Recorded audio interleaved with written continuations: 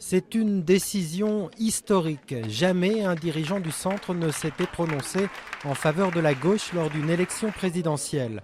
Un choix personnel que François Bayrou a fait à la surprise de tout le monde. Nicolas Sarkozy, après un bon score de premier tour, s'est livré à une course-poursuite à l'extrême droite dans laquelle nous ne retrouvons pas nos valeurs.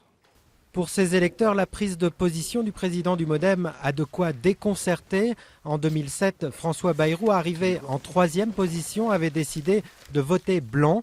Alors pour ce couple de bayrouistes, le choix est difficile. On ne peut plus continuer avec Nicolas Sarkozy. D'abord parce que le désamour est trop profond en France. Il y a trop de gens qui ont envie de le voir partir. Donc il y a une crise de confiance avec Sarkozy. Donc visiblement, il est disqualifié.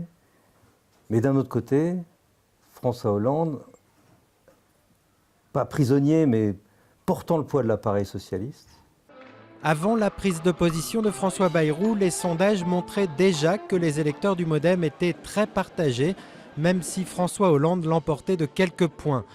Du côté des candidats, François Hollande se félicite, mais assure qu'il n'y a eu aucune négociation et qu'il ne sera pas tenu par ce ralliement.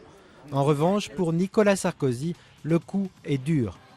Il dit « je vais voter pour un homme » et la phrase d'après « cet homme conduira le pays à la faillite en février ». C'est quand même lui qui le dit, c'est pas moi. C'est quand même curieux d'appeler à voter pour quelqu'un en qui on a si peu confiance. Il ne dit pas qu'il appuie mes propositions.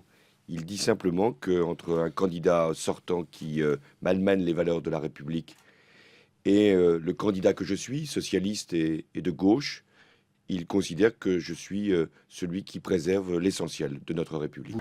En 2007, l'électorat de François Bayrou s'était reporté sur Nicolas Sarkozy avec une courte majorité.